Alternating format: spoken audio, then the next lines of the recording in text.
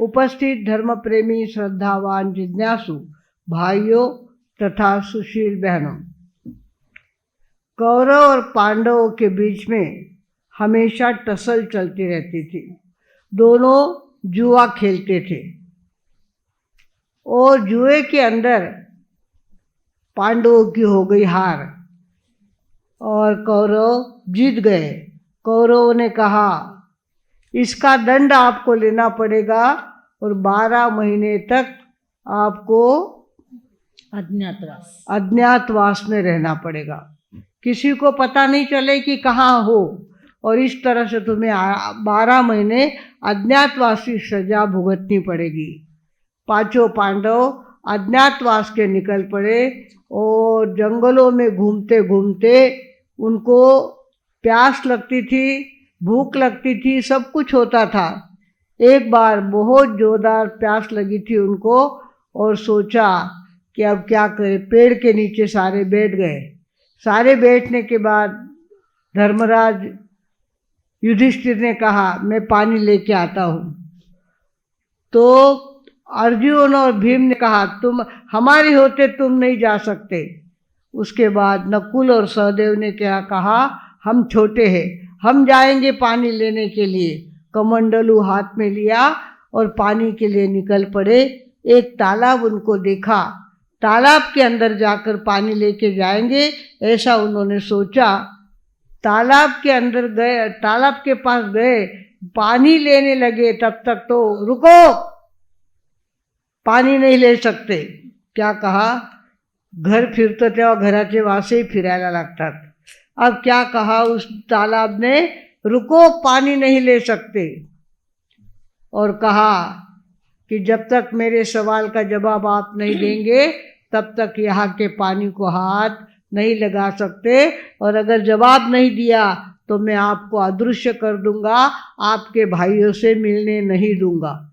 अब बेचारा नकुल और सहदेव दोनों तो इतने ज़्यादा परेशान हो गए और उनको जवाब देना भी नहीं आया।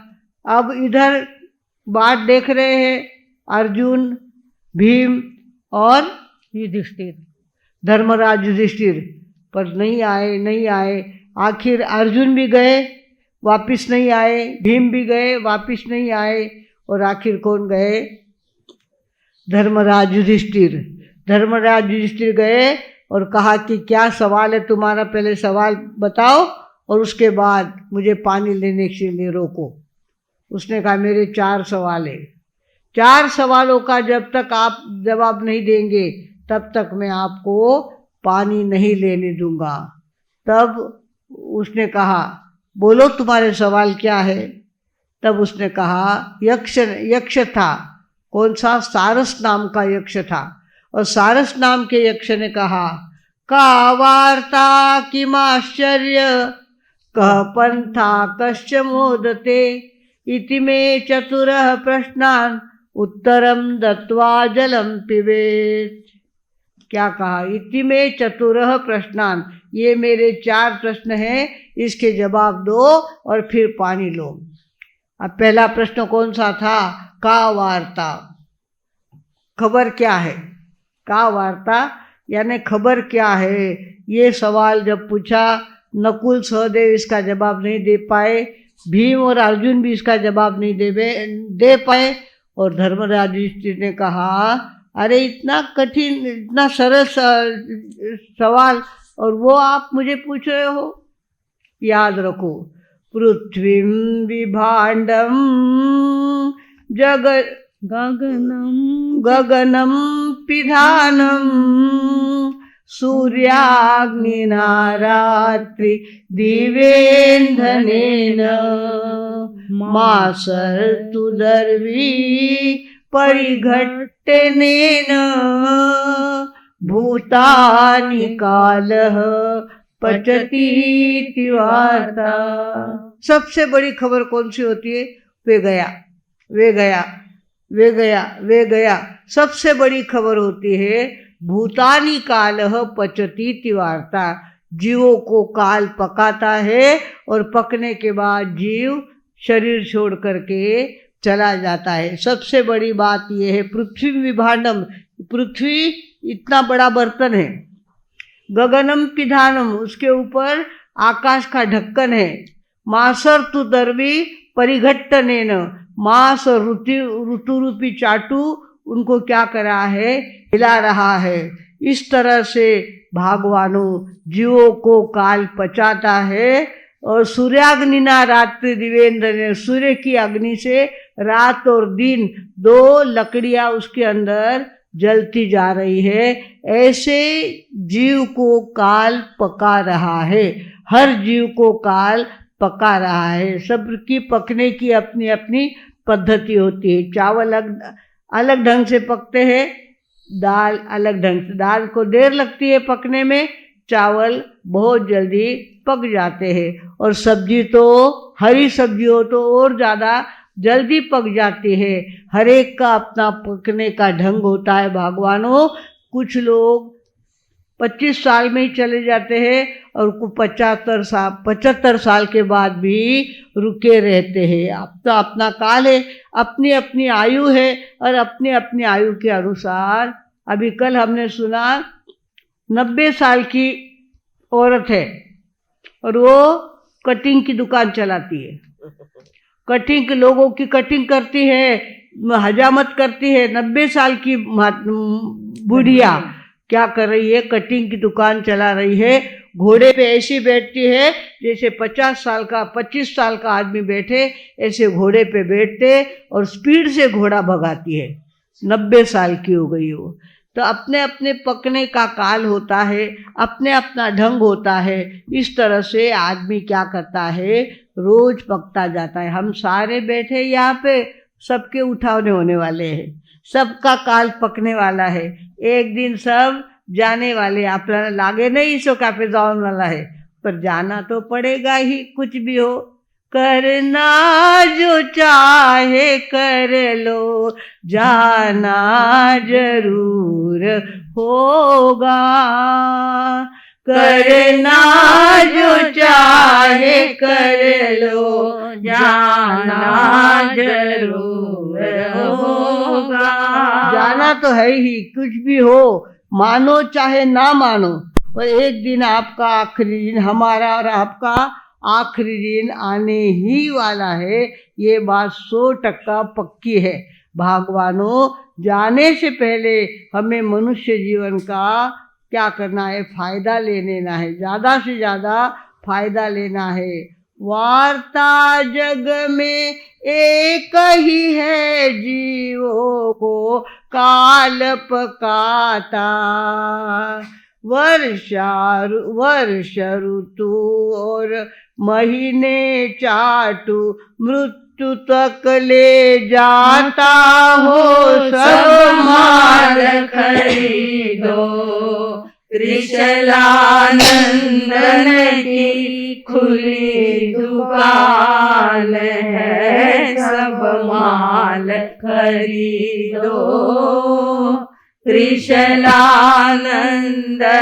की खुली दुकान है। वर्ष ऋतु का चाटू लगातार हमको क्या रहा है, घोट रहा है, और एक दिन हमको मृत्यु तक ले जाने वाला है। ऋतु के बाद ऋतु आते हैं, वर्ष के बाद वर्ष चले जाते हैं, और हम पकते जाते हैं, पकते पकते पकते कब आखिरी दिन आएगा, कब हम आग ढक लेंगे, हमें कुछ पता नहीं। पर वास होता ये है, तृष्णा न जीर्णा वयमेव जीर्णा। मन की अधूरी बातें कभी पूरी होती नहीं है। लगता है इतो बंगलो बनाए ले, पछे गयो तो हरकत नहीं, इतो बेटो परणाए देव, पछे गयो तो हरकत नहीं। पर बेटो परनी जे परने के नहीं परने मालूम पड़े कई ठाने।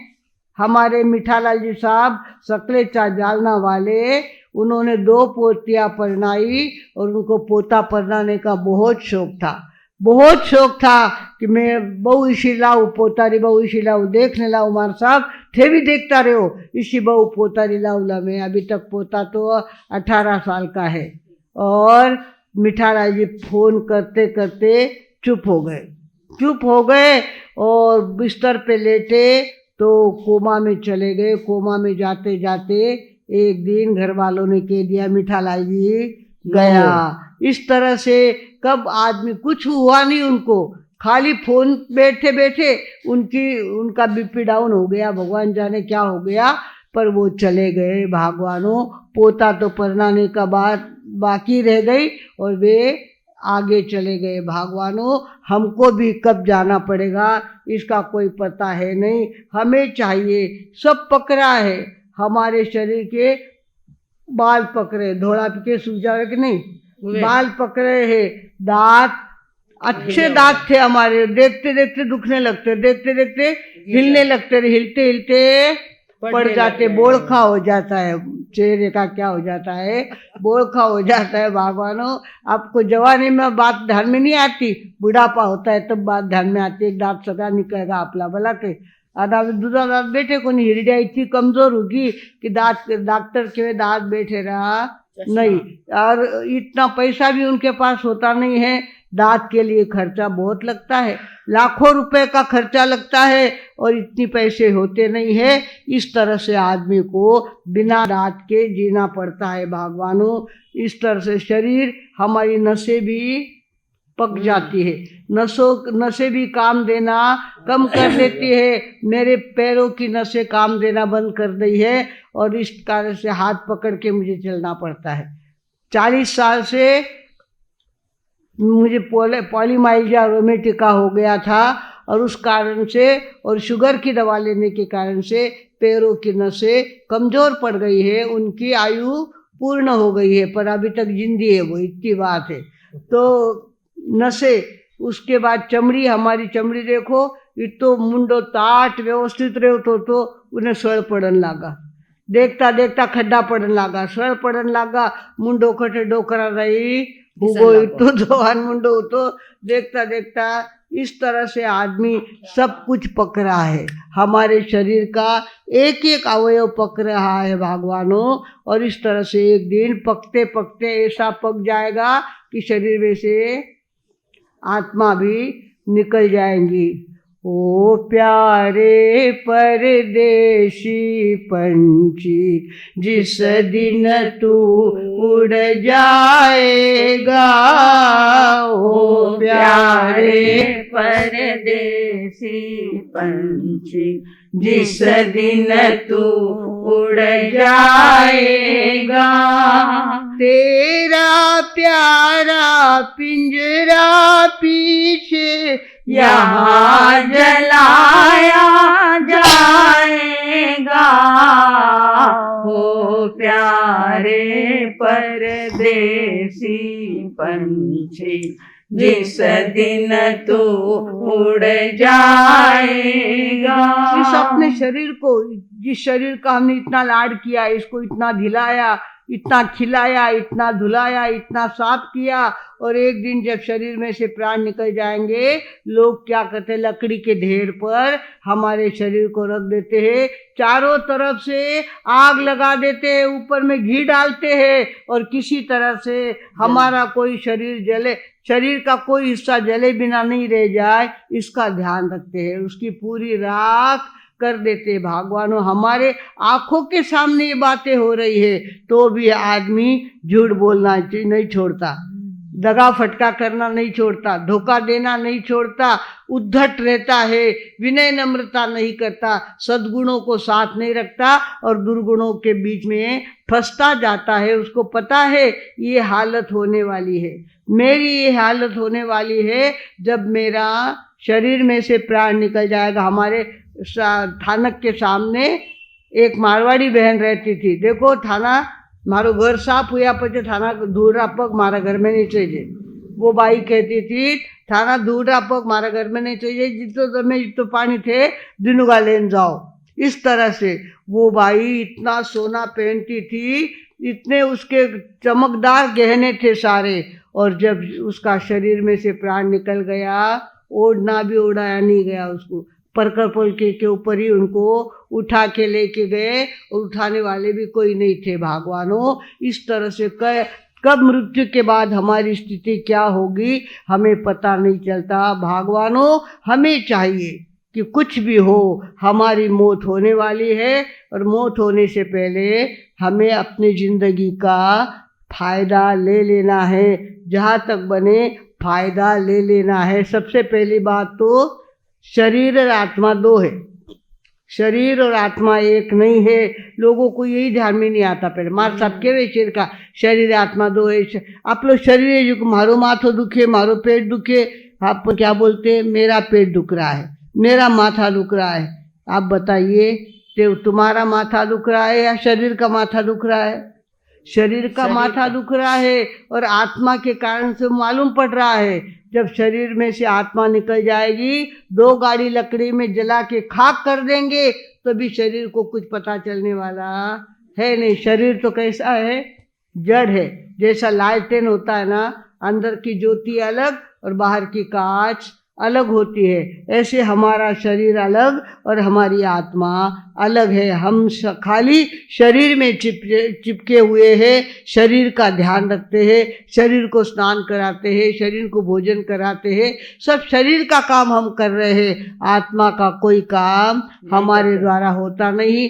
आत्मा ऊपर सबसे बड़ा तो प्रश्न ये है, आत्मा के ऊपर विश्वास ही नहीं है। आत्मा नाम की कोई वस्तु है, उसको अलग देखी जा सकती है, इस पर विश्वास ही नहीं है। हमको लगता है कुछ काम कर रहे हैं, हम आलस नहीं कर रहे हैं, कुछ तो कुछ कर रहे हैं, पर कुछ ना कुछ करना इसका नाम काम नहीं है। आत्मा का अनुभव जीते जी प्राप्त करना, ये सब जिंदगी का सबसे बड़ा काम है। खाते पीते तो पशु पक्षी भी है, सोते तो पशु पक्षी भी है।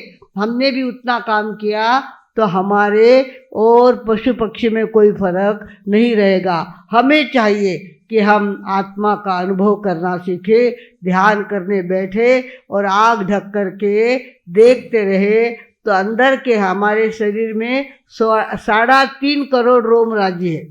कितने?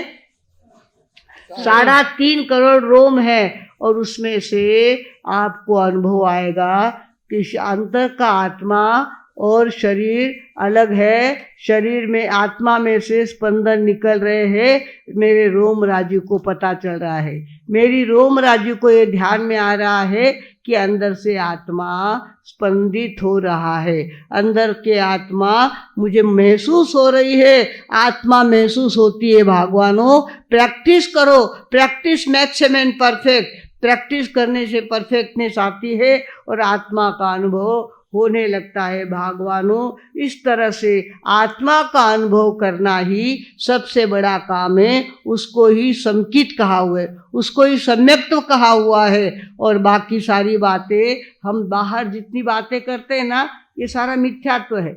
आत्मा को छोड़कर कोई भी बात करते हैं वो मिथ्यात्व की बात है। और मिथ्या में अटकना सबसे बड़ी गलती है। और संकित प्राप्त करना सबसे बड़ा फायदे की बात है भगवानों। हमें चाहिए, एक दिन तो अपना आने ही वाला है, एक दिन तो आखिरी आने ही वाला है। एक दिन लोग कहेंगे प्रीति सुधा जी गया, अरे बाप रे गया, इतना लोग सुन ले रहा, फिर आगे कहीं करने वाला है? कहीं प्रीति सुधा जी साथ कोई जाने वाला है? कहीं कोई जाने वाला नहीं। सकता एक तारे जानो पड़ी।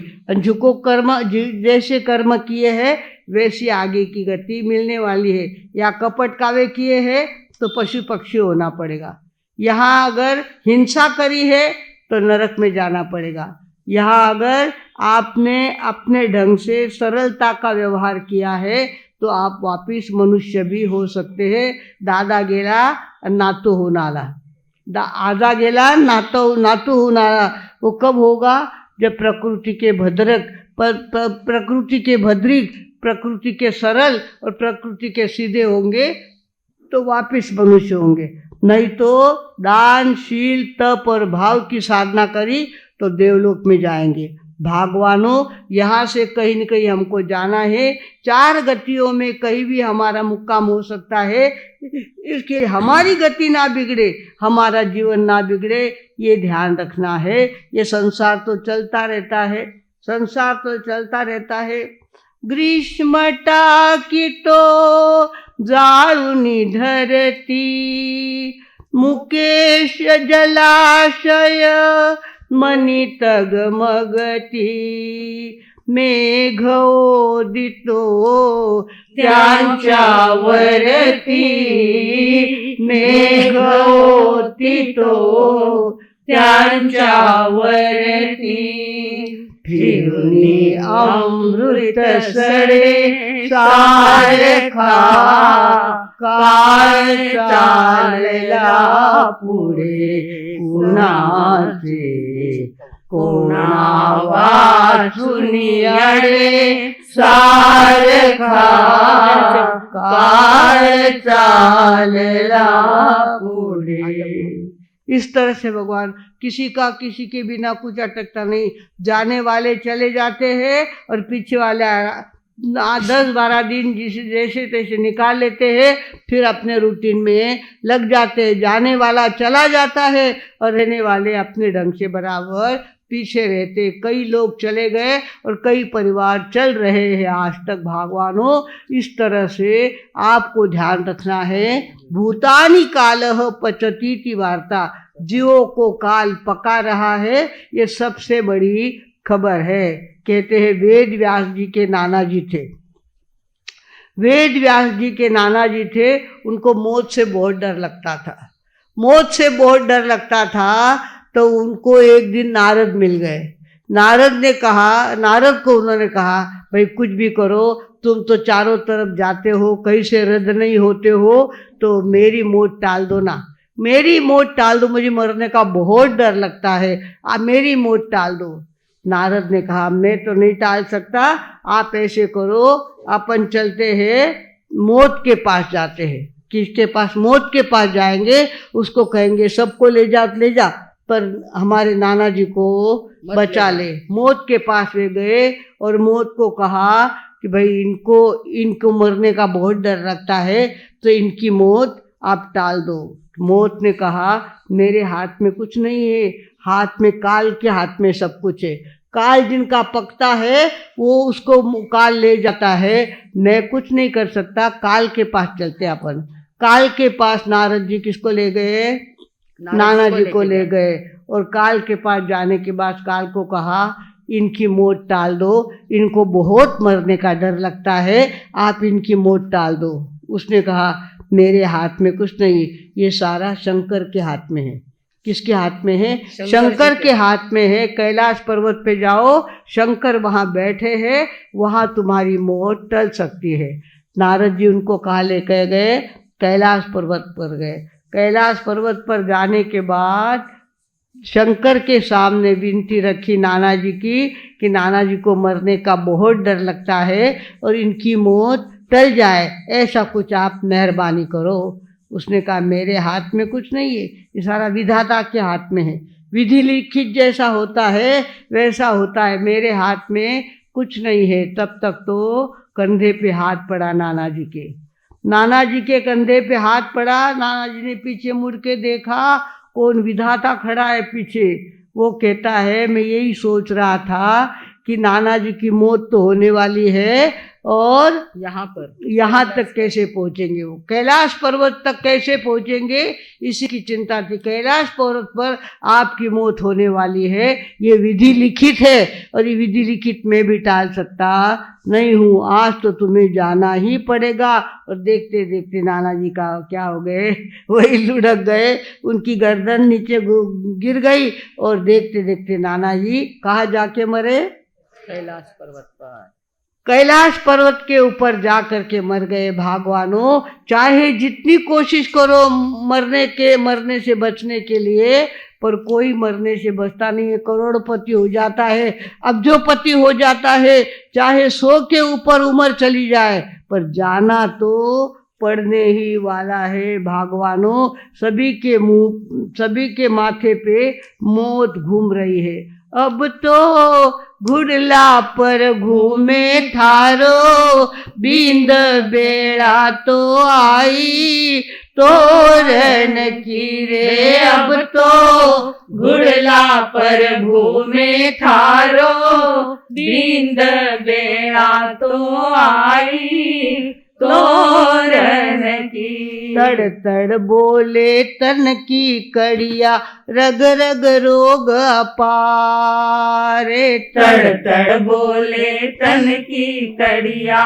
रग रग रोग अपार। नैनन दिखे कान सुने ना, मुखड़ा सुपड़ रही, लार बेड़ा तो आई, तोरण की रे अब तो, घुड़ला पर घूमे थारो, बिंद्र बेड़ा तो आई, तोरण की। सबका बिंद राजा निकल पड़ा है, कब किसको ले जाएगा इसका पता, किरो मोरत कदी एवं कोई केवता आवे नहीं, पर जाना पड़ेगा, ये बात पक्की है। इसके लिए हमको चाहिए कि हम मरने से पहले आत्मा का अनुभव कर ले। आत्मा कभी मरती नहीं है, आत्मा कभी झिझती नहीं है, आत्मा कभी बीमार होती नहीं है, आत्मा को किसी प्रकार का कोई सुख या दुख होता नहीं है। वो आत्मा हमारी मुक्ति तक जब तक नहीं पहुँचे तब तक आत्मा का अनुभव करना हमारा परम कर्तव्य है। हमारे शिव मुनि जी महाराज साहब रात दिन यही व्याख्यान देते हैं, आत्मा को ढूंढो, आत्मा के साथ रहो, आत्मा की बात करो, आत्मा का ध्यान करो, यही कहते हैं। उनके चेले भी यही कहते हैं, वो भी यही कहते हैं। लगातार वर्षितप कर रहे हैं, बरसों से उनका वर्षितप भी चल रहा है, दिन भर ध्यान करते हैं। देवलाली में मधुस्मिता जी के यहाँ आए थे, इतनी भीड़ थी उनके पीछे, सारे अच्छे अच्छे लोग उनको, क्योंकि ध्यान करने वाले लोग सबको अच्छे लगते हैं, तो सारे लोग वहाँ पे आए थे। उनका चेला तो अंदर में रूम में गया और खड़ा हो गया, 5 बजे तक खड़ा रहा। दोपहर में आए थे 3 बजे, 5 बजे तक शिरीष मुनि जी खड़े रहे और शिव मुनि जी महाराज साहब वही हॉल में बैठ गए और ध्यान की मुद्रा में बैठ गए। वो भी 2 घंटा ना हिले ना चाले, ना पानी पिया, ना कुछ खाया, नाश्ता पानी कुछ नहीं किया, ध्यान में लगे रहे। भगवानों वे तो सार्थक कर रहे हैं। उन्होंने दीक्षा लेने से पहले ही कहा था मुझे भगवान महावीर जैसा काम करना है, भगवान महावीर जैसा काम करना है। बड़े घर के लड़के थे और उन्होंने फॉरेन भी जाके आए। वो फॉरेन जाने के बाद उन्होंने कहा मुझे तो दीक्षा लेकर के भगवान महावीर जैसा काम करना है। भगवान महावीर जैसा काम आज रात और दिन वो कर रहे हैं। भगवानों हमें भी ध्यान रखना है, सारी बातें आप करते हो, सारी बातें यहाँ रहने वाली है, नश्वर है, झूठी है, तकलादी है, इन बातों में कोई तथ्य नहीं है। तथ्य सिर्फ आत्मा का अनुभव करने में। आत्मा का अनुभव करोगे, आत्मा का ध्यान करोगे तो ही जिंदगी सुधरने वाली है, आगे ऊपर जाने वाली है। नहीं तो नीचे धक्का देने के लिए हमारे कर्म हमने इकट्ठे करके रखे हैं और कहाँ धक्का पड़ेगा, कहाँ बिल्ली हो जाएंगे, कहाँ कुत्ता हो जाएंगे, कुछ भी हमें पता नहीं है। अपनी गति नहीं बिगड़ने देना और अपना काम सक्सेस करना, ये मनुष्य जीवन का बहुत बड़ा काम है। ये काम अगर आप करना चाहेंगे तो निश्चित रूप से आपने धारा तो आप कर सकते हैं। आपने सोच लिया कि मुझे आत्मा का अनुभव लेना है तो ले ही सकते हैं, आत्मा का अनुभव हो ही सकता है। क्योंकि आखिर भूतानि कालः पचतीत वार्ता, खबर क्या है, जीवों को काल पका रहा है, जीवों को काल पका रहा है। एक दिन पकने के बाद फल भी पेड़ से नीचे गिर जाता है, तो हम भी गिरने वाले हैं, ये बात ध्यान में रखे। आज का वार्ता, एक ही प्रश्न का उत्तर हमने देखा। यक्ष ने क्या प्रश्न पूछा, का वार्ता किमाश्चर्य कः पंथा कश्च मोदते इति मे चतुरः प्रश्नान् उत्तरम दत्वा जलम पिबेत। अभी तक एक प्रश्न का उत्तर दिया, का वार्ता, क्या खबर है, क्या खबर है। भूतानि कालः पचतीति वार्ता, जो को काल पका रहा है, ये सबसे बड़ी खबर आज हमने आपको दी है। आप इस पर चिंतन करोगे, मनन करोगे और अपने जीवन की स्थिति को सार्थ बनाओगे, ऐसी अंतर की भावना व्यक्त करते हुए अब मैं विराम लेती हूँ। का वार्ता, उसके बाद दूसरा प्रश्न कौन सा है, का वार्ता किमाश्चर्य, आश्चर्य क्या है, वो कल आपके सामने प्रश्न रखे। 4 ही दिन पर्युषण के बचे हैं, 4 दिन के 4 प्रश्न आपके सामने रखेंगे। उसके बाद हमारे पर्युषण पर्व चालू होने वाले हैं। पर्युषण पर्व के लिए सभी के पास बेटका चाहिए, मुँहपत्ती चाहिए, और सामायिक लेकर के आगे बैठना है। पर्युषण पर्व के दिनों में हमारे द्वारा भगवान के धर्म की आराधना होनी ही चाहिए। सब अपने घर में जाकर सभी के लिए बेटका तैयार करें, उपरना तैयार करें। उपरना आपके पास नहीं होगा तो हमारे पास है उपरना, आप हमारे पास से उपरना लेके जाए, किंतु सामायिक करना ना भूले। और भाई लोग सच्ची सामायिक करे।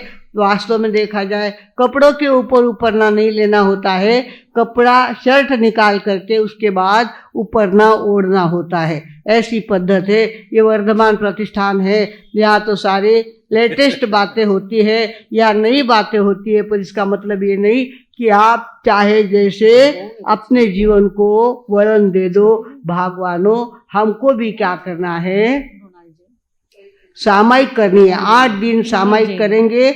8 दिन जहाँ तक बने, पौरीषण के एक दिन में कम से कम 11 सामायिक हमारे द्वारा होनी चाहिए। ऐसा सभी संकल्प करें और अपने जीवन को सार्थक बनाने के लिए पुरुषार्थ करते रहे। इसी सद्भावना के साथ अब मैं विराम लेती हूँ। ओम शांति।